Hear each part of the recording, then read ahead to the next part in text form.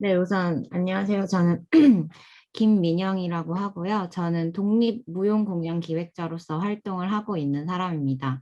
그래서 본 발표를 제가 이제 인터넷에서 보고 저희가 준비하고 있는 신작 주제랑 너무 잘 맞는다고 생각을 해서 제가 대뜸 메시지를 보내서 발표를 하겠다고 했었어요. 김수철 교수님께. 그래서 저는 총 3개 이제 무용단체를 맡고 있는데, 이제 멜랑콜리 댄스 컴퍼니, 뭐 정로이 댄스 컴퍼니, 고스트 그룹 이렇게 맡고 있는데, 멜랑콜리 댄스 컴퍼니에서 이제 저희가 그 모빌리티 테크놀로지가 발달하면서 인간의 삶이 어떻게 변화하고 이런 거를 이제 무용으로 작품을 신작을 준비하고 있었거든요. 그래서 그 과정에 이 유튜브 채널도 봤었고, 건국대학교.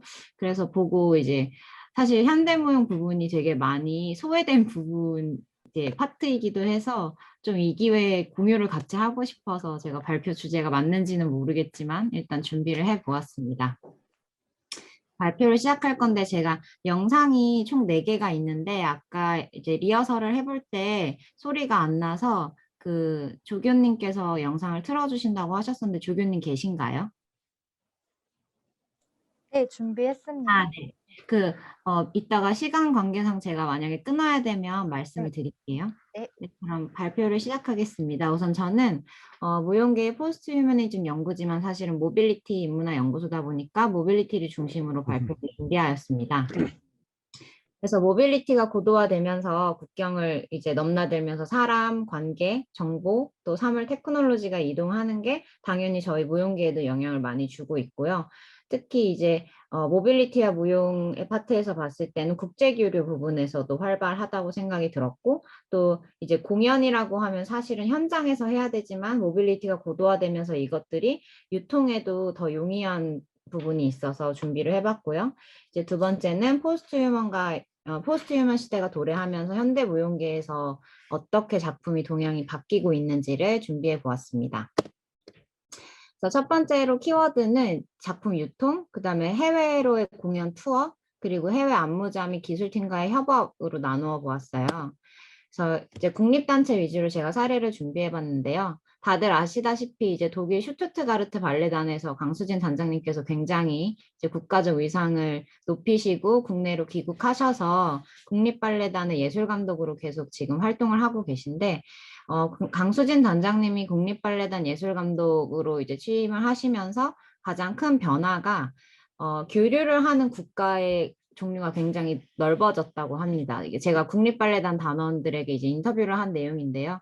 그 전에는 러시아 볼쇼이 발레단과 협약이 되어 있어서 러시아와만 교류가 됐었는데 이제 강수진 단장님이 해외에서 체류를 하고 그때 생긴 네트워크를 계속 이제 유지를 할 수 있었기에 지금 이제 체코뿐만이 아니라 다양한 나라들과도 함께 협업을 많이 하고 있다고 합니다.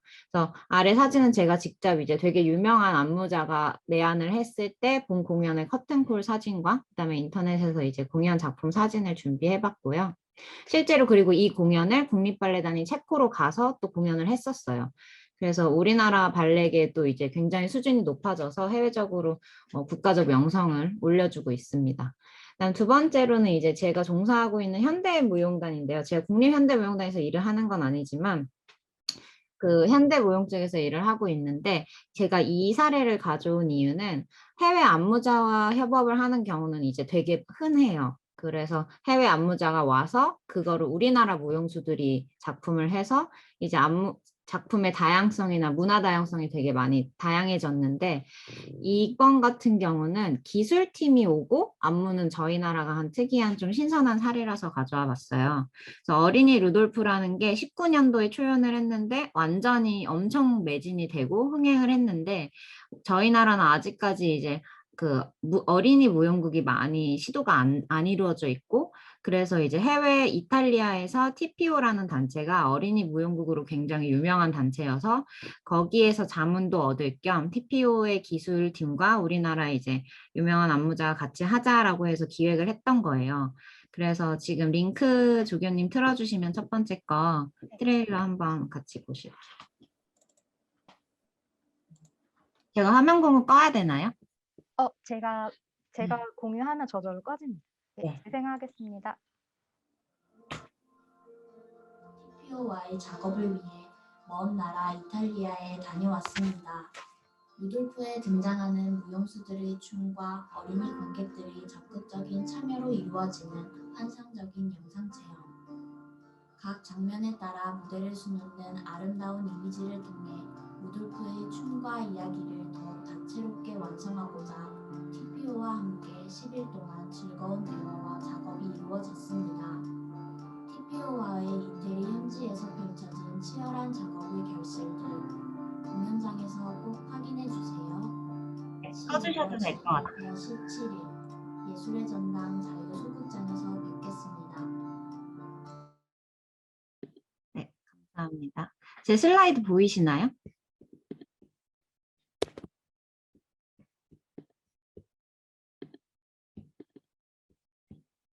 네, 그래서 이제 보이시나요? 네, 보입니다. 네, 그래서 이제 이 작품이 이제 해외 팀과 했던 신선한 사례라서 들어보았고요. 그 다음으로 이제 작년은 모든 분야에서 굉장히 힘들었던 시기라고 생각이 들고, 사실 아시겠지만 공연예술계라는 거는 현장성을 빼면 의미가 없는 분야인데 어쩔 수 없이 이렇게 포스트 코로나로 인해서 저희도 이제 어떤 방안을 찾아야 했고, 그래서 이제 두 가지 현상이 나타났는데, 첫 번째가 이제 공연의 영상화, 그러니까 현장성을 디지털화해서 이제 이거를 송출하는 그런 현상들이 많이 나타났었어요. 그래서 첫 번째는 극장에서 공연을 하는데 관객이 없이 하고 그걸 녹화해서 그대로 송출을 하는 방식이 있었는데, 사실 이게 대중 공연도 아니고 순수 예술 공연이라는 거는 재미는 없거든요. 재미를 위한 공연이 아니고 순수 예술 공연은 제가 생각했을 때는, 그러니까 저한테 생각할 거리를 주는 시간이었던 것 같아요. 오히려 모든 게 다 연결되는 이 시대에서 내가 좀 정보도 차단하고 나만의 주체성을 기를 수 있는 시간을 이제 예술이라는 매개체로 갖는 시간인데, 이게 영상화가 되다 보니까 60분까지 못 보고 5분 만에 꺼버리는 거예요. 자극적이지 않기 때문에. 그래서 이제 이러한 부분들이 어떻게 할까 하다가 이제 댄스 필름이 원래 있는 장르였지만 댄스 필름이 좀 더 활성화됐어요. 댄스 필름 같은 경우는 이제 영화의 요소들이 조금 가미가 돼서 연출도 들어가고 장소도 극장이 아니고 좀 외부 같은 데서도 할 수 있고 자기의 색을 조금 더 다양하게 표현할 수 있어서 댄스 필름으로 제작을 하는 것들이 이제 더 활발해졌고, 그다음에 보통 저희가 민간단체가 공연을 올리는 과정은 서울문화재단이라든지 뭐 한국문화예술위원회, 뭐 컨텐츠진흥원 이런 곳의 지원 사업들을 따서 공연을 올리게 되는데, 이제 서울문화재단에서도 예술인들이 이제 막 멘붕이 와가지고 난리가 나다 보니까 아트머스트 고원이라고 아예 영상화를 위한 지원 사업도 따로 이제 발빠르게 만들고, 또 한국문화예술위원회에서도 이렇게 온라인 미디어 예술 활동이 어쩔 수 없이 앞으로 지속은 돼야 되고 이들을 위해서 무언가 지원을 뭐 교육도 해주고 뭐 플랫폼도 만들어줄 수 있는 그런 지원 사업을 따로 이제 만들어서 시행 중입니다. 그다음 두 번째가 이제 공연장, 극장들이 많이 닫고 그 대신 이 극장을 대체하는 게 바로 네이버 TV, 뭐 유튜브 이런 것들을 통해서 다양한 기관들이 이제 실시간으로 공연을 송출하고 있고, 이제 공연이라는 용어보다도 뭐 랜선 공연, 뭐 방구석 일열 이런 새로운 용어들도 계속해서 나오고 있는 추세입니다. 그다음에 이제 축제 같은 경우들이 아마 더 힘들었을 거라고 생각이 들어요. 그러니까 무용이라든지 공연 예술계도 이렇게 학회처럼 저희도 축제가 있거든요. 근데 알려지지는 않았지만 저희끼리 굉장히 중요한 축제인데 그 중에서도 이제 국제 교류를 가장 활발히 하는 시댄스라는 서울 세계무용 축제가 있는데 2020년에 처음으로 이제 온라인으로 개최를 했었어요. 그래서 그래도 이제 여기서 두 가지 옵션을 줬는데, 지원금을 줄 테니까 극장에서 상영을 해서 녹화를 해서 틀던지 아니면 원하는 장소에서 마음대로 찍어라 이렇게 해서, 이제 제가 같이 일하고 있는 멜랑콜리 댄스 컴퍼니는 이제 다른 공간에서 댄스 필름으로 촬영을 했었고, 사실 댄스 필름으로 촬영을 하면 인력도 더 필요하고 지원금도 더 필요하지만 사실 힘들었지만 뭔가 그래도 의미 있는 작업을 하고 싶어서 저희가 그렇게 만들었고, 이제 다행히 조회수가 가장 높게 나와서 자랑 겸 한번 가져왔습니다.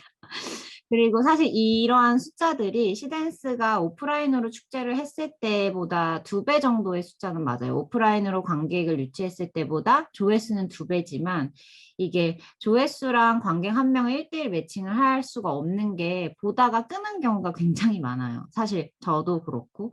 그래서 이 부분이 여전히 저희가 계속 고민해야 될 숙제, 공연 예술계에서 굉장히 고민을 해야 되는 숙제이기도 하고요.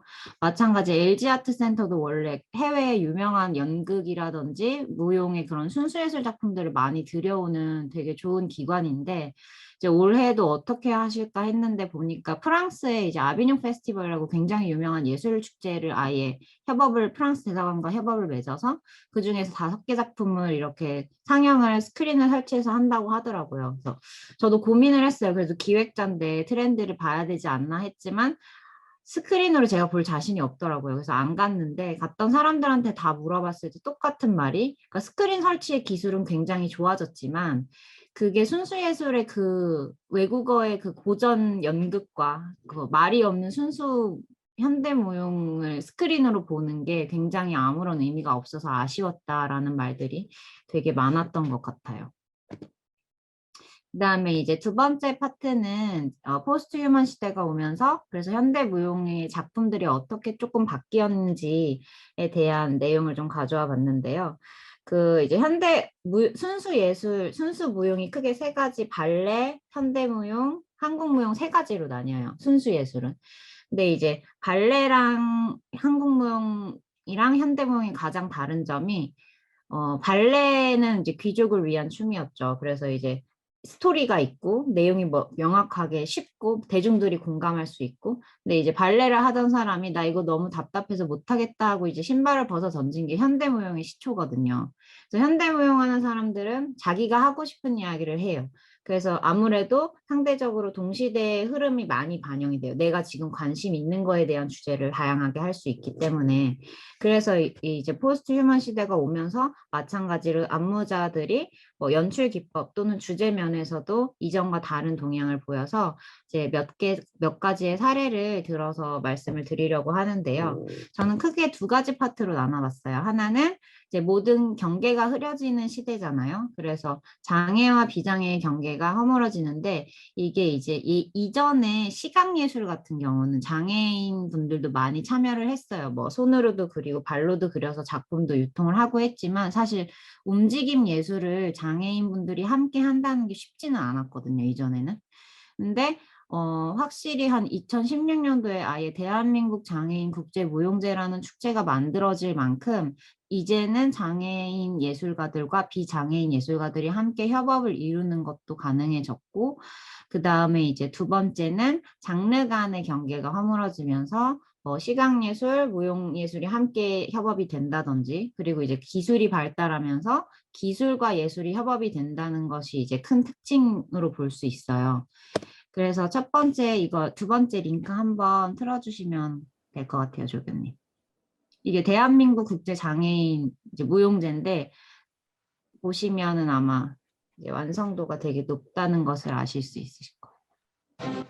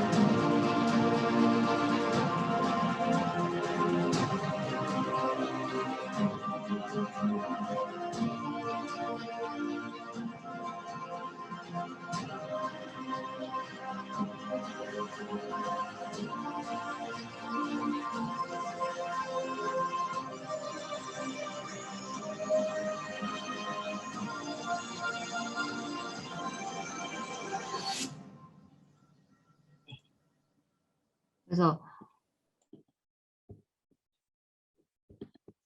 잠시만요.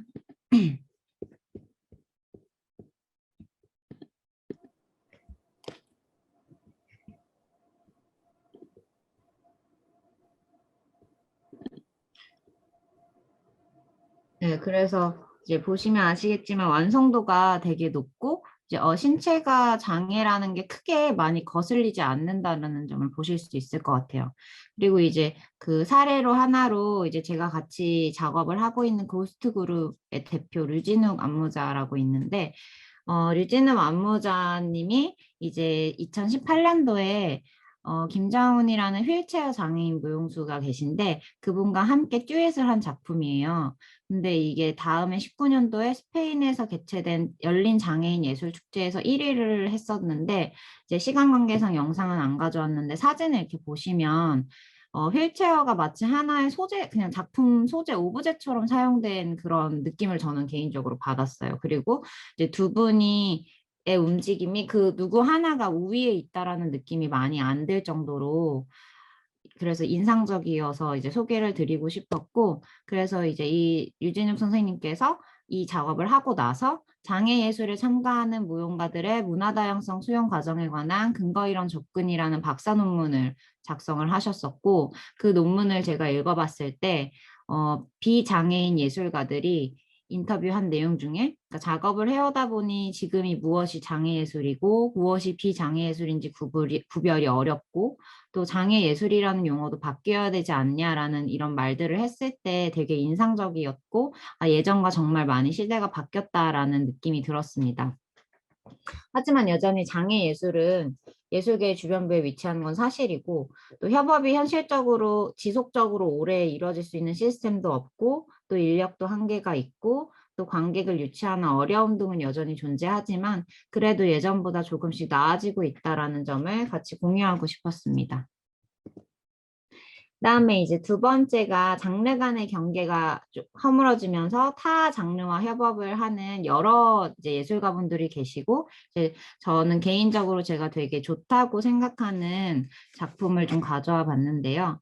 협업이라는 게 사실 그 각 장르 간의 본질을 이해하지 않고 한다면 사실 아무런 의미가 없다고 생각이 드는데 이제 그런 거를 되게 잘 이해하시고 작품 활동을 해오시는 차진혁 안문가님을 소개해드리고 싶어요. 그래서 콜렉티브 A의 예술 감독이시고 이제 해외 유명한 무용단에서도 활동을 하셨었고 인천 장애인 아시안 경기대회 개폐회식도 맡으시고 또 평창 동계올림픽 개폐회식 안무도 맡으실 정도로 유명한 분이신데 오늘은 두 가지 리버런이라는 작품과 원형하는 봄 라운드 1을 소개해드리도록 하겠습니다.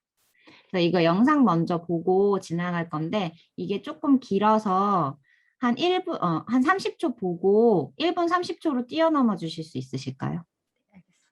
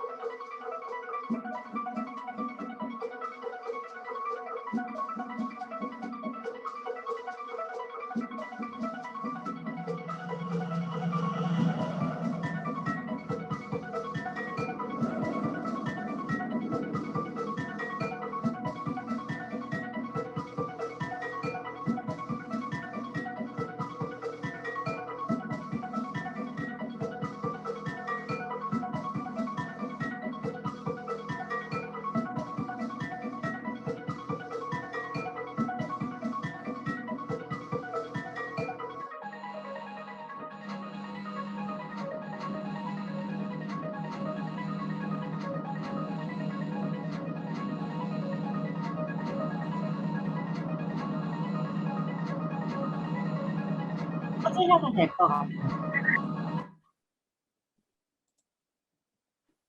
감사합니다.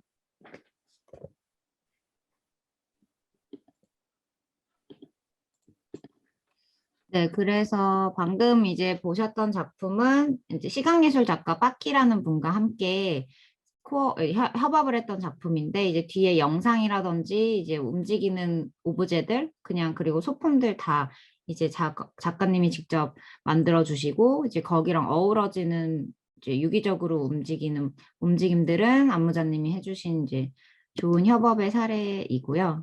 그다음 이제 두 번째 원형하는 모음 라운드 1은 2020년에 초연을 한 거고, 이제 파라다이스 문화재단에서 아트랩이라는 이제 프로그램에서 선보였던 움직임이 유일하게 움직임 작업이었어요. 제가 그거를 보러 갔을 때 이제 다양한 다 시각예술 작가 또는 뭐 기술적인 작품들이었는데 유일하게 이제 움직임이 같이 융합된 작품이어서 꼭 소개를 해드리고 싶었는데요. 인터뷰 영상 있는데 인터뷰 영상 보시면 조금 더 좋을 것 같아서 영상 부탁드리겠습니다.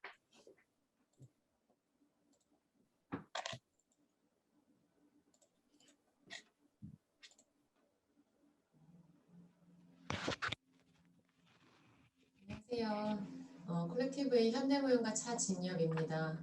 네, 안녕하세요. 저는 건축가 이병엽입니다. 네, 안녕하세요. 저는 전자 뮤지션, 전자음악가 하임입니다. 비주얼이랑 테크놀로지를 맡고 있는 유난샘이라고 합니다. 지금 무용과 사운드와 이제 영상이 모두 결합되는 어떤 유기적인 그런 작품을 만들고 싶었는데 마이크로소프트 키넥트라는 센서를 사용해서 하나의 형태로 긴밀하게 결합되는 거를 하게 됐습니다. 이번 원형하는 몸은 원형이라는 단어가 갖고 있는 중의적인 의미, 하나는 본질을 의미하는 원형, 그리고 다른 하나는 그 형태로서의 원. 그 원의 구조는 시작과 끝을 알 수 없는 계속 이렇게 순환되는 구조로 되어 있잖아요. 인간의 삶이랑 또 닮아 있다고 생각을 했고 주변의 환경에 의해서 계속 변형되고 계속 흘러가는 그러한 몸의 성질이 물과 비슷하다고 생각을 했었습니다. 얼음이 또 녹아서 물이 흐르고 그 물이 마찰을 일으키면서 생기는 사운드, 물의 형태 이런 것들을 시각적 그리고 청각적으로 이번에 이제 구현을 해보는 그런 작업입니다. 굉장히 마이크로한 거, 우리가 네, 꺼주셔도 될 것 같아요. 듣지 못했던 거. 감사합니다.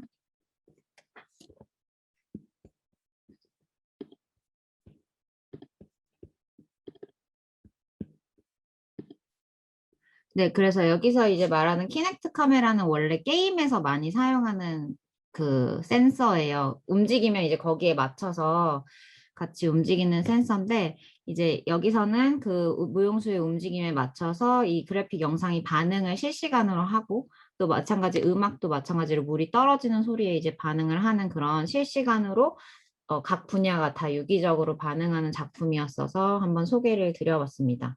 그래서 제가 좋아하는 작가 데이비드 호크니도 이제 되게 오래 장수하시면서 뭐 페인팅, 드로잉, 뭐 수채화 사진, 그 다음에 이제 요즘 시대에는 뭐 같이 따라가야 한다 해서 이제 아이패드로도 그 작품을 남겼었는데요.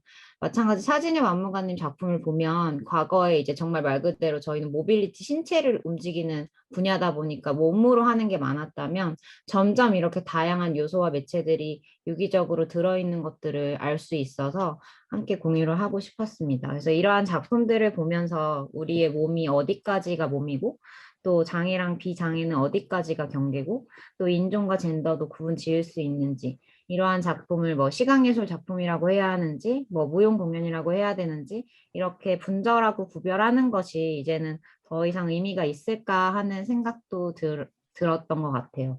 그래서 제가 준비한 거는 여기까지인데 주제에 맞는 주제였는지는 모르겠지만 앞으로 현대무용에 관심 많이 가져주시길 바라면서 발표를 마치도록 하겠습니다. 감사합니다.